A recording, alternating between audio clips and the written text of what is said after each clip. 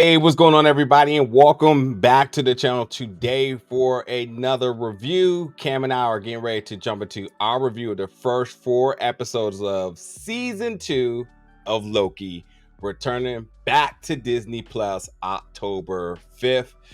This season has 6 episodes, so pretty much we've seen a little bit more than half. And very excited to talk about this one. Loki is one of those premiere Disney Plus series that everybody keeps their eyes set on. One of the big key shows in the MCU slate of Disney Plus series, and definitely one of the ones that folks were pretty much on the same side of the fence when it came down to their reviews. Everybody was digging season 1, couldn't wait to see what season 2 would hold. I think also too, I think in the grand scale of things, Loki really holds a special position in terms of not only just this phase in the MCU, but just how many different little connections Loki could have. I mean, now you talk about Ant-Man, and the quantum realm and whatnot, but more so than anything is the biggest question of our big villain of this phase, which is Kane the Conqueror, which is played by Jonathan Majors, which we won't really talk about.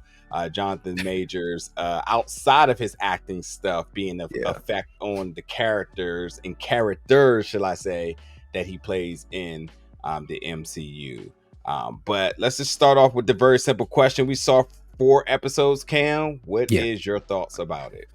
I thought it was really, really good, actually. I think what it is I think a lot of people out there might have the expectation of Endgame, and to let you know, this is not that. This is something beyond Endgame that's supposed to build in the next huge fight that's going to happen with Marvel. And it's exciting to see because it's introducing something new, different aspects of these characters' lives and people just behind the scenes, I guess, at the TVA that we wouldn't have seen if we didn't get a season 2.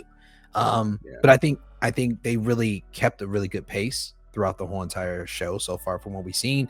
And they've been able to really just kind of define each person as more than just, a little soldier, or as like, a little appearance here and there, which I like about it though.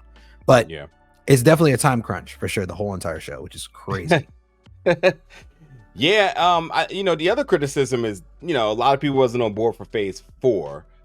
So when you talk about what's going to be some of the key titles that should change the tone in terms of Marvel and the MCU, looking into phase 5, I think Loki has high expectations. I'm going to say for the first 4 episodes for myself, I enjoyed it. And I enjoyed it because I think it's just good television. Number one, the acting up and down the board. We'll get into characters in a second. It's just good. It's just good television, whether you're a big MCU fan or not. I think that the series is just really, really good. Picking immediately up where we left off from season 1. So, if you cared nothing about Marvel and you just ran into season 1 and picked up on season 2, I think you're definitely not taking a step back. You're taking a small step forward, because I feel like the production was really sharp, especially some of the images and the CGI that you kind of deal with. I thought it was done very well. But nonetheless, it's just very, very solid, and I think, a lot of people were like kind of on the edge with Ant-Man and the Wasp, and then Guardians of the Galaxy Volume 3. People were like, yeah, that's better. Then we got the Marvels coming up, and then Deadpool, so like we're hoping we're trending in the right direction. But certainly I think like Loki is definitely one that we can put on the positive side of things here.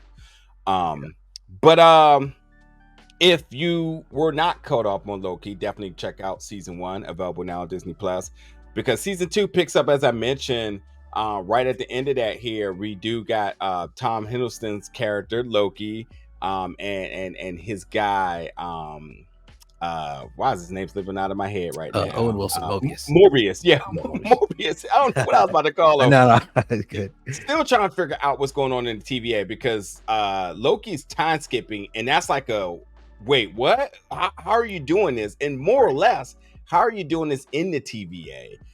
Which the two of them, they got to go deep in the archives, and them going deep in the archives was really them going deep into the basement, where we are introduced to Ki Hong Kwan's character, who I was so excited to meet in OB, who I will say that they have OB listed as a TVA technician, but I'm going to change that because he's absolutely a pioneer Yeah, for of sure. the TVA. Sure. So the fact that, like, you know, if you need an answer, you're going to him, and by all means, he had an answer to in terms of what was happening, or at least he had a suspicion in terms of what was happening with the time skipping. But along with that, there's a lot of other things going on here. Loki's still looking for Sylvie. Sylvie obviously trying to start a new life, but also realizing that her decision in killing he who remains may have some repercussions. So it is at this point now them really trying to save timelines, which is something that I was like kind of like interesting. Like, we've been pretty much in terms of like, one, preventing variants, Right. and obviously these obscurities in these other timelines that they don't want. So like keeping the integrity of the timelines as they should, but ultimately now it's a rescue factor in terms of protecting these timelines, because the TVA understands that if these timelines aren't rescued, then millions of people die. So there's like a stance on humanity here, and it's not Right. really just about Yeah. like needing to do the job. It's like, what about these folks? It's like a lot of the tone here. So, you know, I think the biggest way to kind of identify and kind of put this season into a genre is that it does come off like a crime mystery thriller, because Mobius and Loki are the ones trying to figure out where everybody at, but also trying to solve the big issue in the basement in terms of keeping the integrity of the timeline. So it's fun. Last thing I want to say, actually, I won't say anything else. I'll give it to you. What were some other little factors you about the plot you want to throw in there, or just with some of the characters? Yeah, I like just to play off what you said, it was definitely a complete flip from what season 1 was, right? Because the whole objective for the TVA through season 1 is to stop all the timelines from happening. And then all of a sudden you've got, Hunter B-15 who grows a conscience and decides, you know what, these are lives. We can't Yeah. we can't have people just getting destroyed, millions of people losing their lives.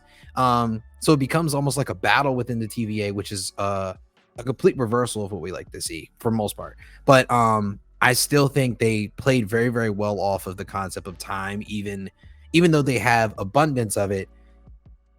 It's always like playing Time Crisis. You know what I'm saying? It's like, all right, you put that 50 cent in there, but eventually you're gonna run out because you can't win. You can't win. You're gonna spend all your quarters at the end of the day. But I just honestly, I love that concept that they decided to I guess go through reversal in the role of this story. And it kind of makes it more exciting now that, we have other people kind of behind the cause that Loki is actually behind in the first season. Yeah, no doubt. And I think the realization of everybody realizing that the variance and the truth behind the TVA and the creation of the TVA has really led folks to either flip their initial thoughts and objectives, and if not, sort of do some soul searching, because you will see some characters have either a previous stance in season 1, or even a stance pretty early in this season, ultimately changed by the end of the season. I think another really important character is Ravonna Renslayer. I think Renslayer, and understanding her background, her motives, her connections to He Who Remains is super interesting. Alongside of Miss Minutes, who I just really want to say that Tara Strong is truly one of the best voice actors in the game. I don't think I've ever said it. I've met her, and I know I've said it to her, but I had never put it out there in the air that like Tara Strong is truly one of the best voice actors in the world. Definitely. And her work with Miss Minutes in this season, I think, is like 3 or 4 steps ahead of what she did in the first season. I think she definitely had that, should I say, that Siri, like very warm opening presence. Like, you're like, oh, it's my AI bot, right, let me right, talk it's to my buddy, him. right? Like, Exactly. There's range with Miss Minutes, especially episode 3. And it's without a doubt, if you know Tara's body of work, then like, this is no secret that she has range. But the character Miss Minute, who's they merchandise Miss Minutes to no end season 1.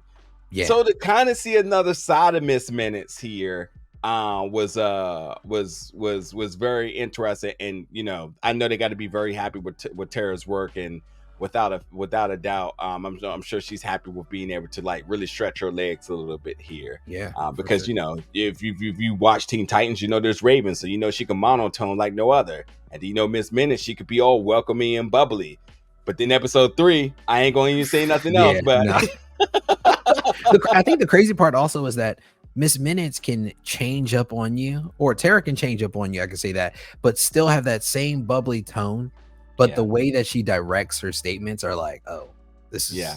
you're not as happy as I thought you were gonna be at this point. Yeah, Yeah, Miss Minutes is one to keep your eyes out on. for So sure, for sure. a couple other little notes. There's different Marvel interests every episode. So I think episode 2 is the traditional Marvel banner, but Mhm. the other ones are unique. So I thought that was really cool. There's a Yeah, post-credit scene, I think episode 1. yep, So Marvel doing what they do. Talk about Key. So I was very excited for Key because I was very excited to see Key across from Jonathan Majors, which again, regardless of thoughts about what Jonathan Majors and what's happening in his life and whatnot, the character and his acting, I was very excited to see Jonathan Majors across from Key, and they definitely have some really good moments episodes 3 and 4. And in fact, Jonathan Majors is really good in this. I think when you're introduced to Timely, who doesn't understand just how significant he yeah, is. yeah, at all. And so we got Kane the Conqueror, who we Mhm. seen. I don't want to even go down like the different characteristics, but we've seen Kane in one light, we've seen He Who Remains in another light, and we've also seen even the other variants as well in terms of the different lights, especially like the assembly of variants at the end of Ant-Man and Quantumanium, right? Yeah, But Timely comes in and really, I think, hits at the field. for So sure. I think this level of innocence, this level of sort of just, I mean, he's nerdy, obviously. This is another Yeah, word I'm looking for here. But like, I think like his range is truly on display, seeing him it, fluctuate between these different versions of Kane. So I think him and Key had some really good moments, but nonetheless, I think Timely comes in and just really brings in a sense of humor, innocence, and suspicion, because we ultimately know what possibly could happen with this character. So yeah. yeah. What was your thoughts either about other characters or other actors and whatnot? Well, I felt like just to go off of Jonathan Majors from the jump, or the Victor Timely character, there was very much I guess you could say a limit in his innocence, and also he had a little bit of ignorance as well. You know, like he had no idea how important he was, but had no type of I don't know. I think the best part about him is that he's a method actor, right? So he just goes off of things that is transpiring while he's acting, and just the little nuances, the little things that he was talking about from stuff that we have today that he was surprised about. He was like, "Whoa, whoa! Like you have this where you can get this Mm-hmm. easily," but Mm-hmm. he also has this knowledge that is transcending his years time. So I'm like, how can you not think of these little things that we take for granted every single day? But then you have all this knowledge of what the future is built like, you know? So Yeah. without giving anything away to you guys out there, but I think he did such a great job just embodying this character, because this character honestly made me forget about he who remains, as well as the Kang that we've seen before. All I knew now is that Victor Timely is an issue. That's what I felt like. I was like, oh, we don't know. Well, I don't know if he's an issue, is what I thought as well. So I was like, is he okay? Is he a good guy? Is he a bad guy? It always left me in question, which I liked, because Yeah. I don't like being able to sniff out where the show's going to go. And I definitely think this whole entire episodes that we've seen so far definitely keeps people guessing 100%. Yeah, 1,000%. Last thing I will say is that I know there's a big question about Jonathan Majors stuff outside the show, how that would affect in the show. Mm. I had my reservations. I did do the credits. I was like, will he appear? Is he attached to this? The first 4 episodes, it definitely sort of scares you to the idea that they may actually write off this character and the MCU and what we know of the villain of Kane Dynasty, Kane the Conqueror, and leading into Kane Dynasty may all be in jeopardy. Just to, in fact, come back strong episode 3 and 4 and says the show does feature him, but it's not his show. So right. It's more or less he's a special guest star of the likes of who else do they consider a special guest star? I forget. There's a couple of people that they let me look real quick. There's a couple of people that they name. But he's not real. General, like Katie Dickey, would she be considered like a? She played the general, you know, Liza Arian and stuff. Yeah, that's right. That's right. I guess she would be like a star. Yeah, and Ki Ha-Kwan is also So like there's big names that aren't reoccurring characters. You're obviously getting Owen Wilson and Tom Hiddleston each and every episode. They again are playing buddy detective, shall I say, on the run. And while they got good banter, good thing this is not the first season, because you would say they're wasted if you ask me. There's just not a big impact by the two of them in this. They're just like the eyes in the back of the room, you know. Every time it's like you see them pop back up to reassure you. Oh, by the way, this is their show. Yes. Not but it's like they don't have like a whole episode catered around them. They include so many characters in the show that, like I said, you definitely forget. Oh yeah, wait, this is Loki. This is not some other spinoff that I'm watching as well. Yep, at that 1,000%. So that's my thoughts about that. So like, expect Jonathan Majors, expect things to operate as normal, and and with that, I will say the first 4 episodes absolutely sort of tie in its own arc.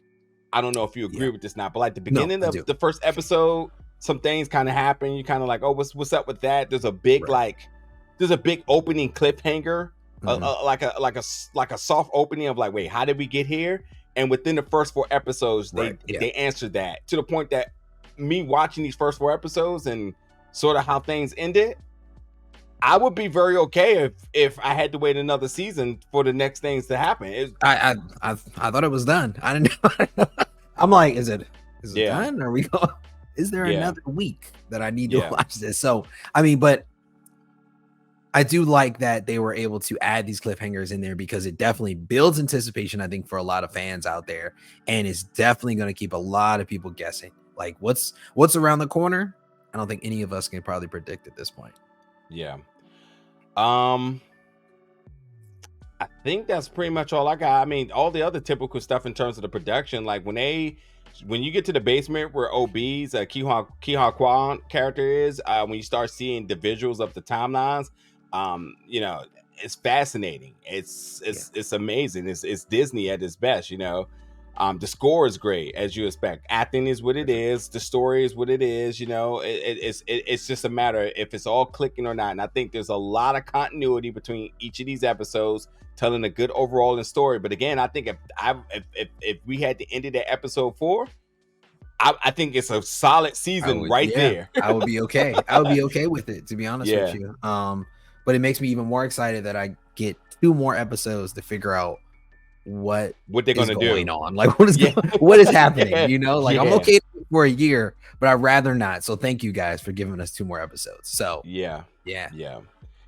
Terror is so good. It's Miss Minutes. It's crazy. It's so crazy. Last thing I'm going to say is the cliffhanger for episode 4. I feel like, and Cam, don't comment. You just gotta let it go.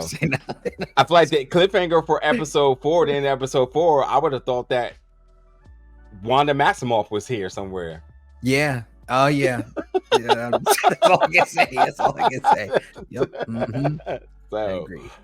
There's that. Anywho, folks, Loki season 2 returns back to Disney Plus October 5th. New episodes each and every Thursday. I love the new start time of 9 p.m.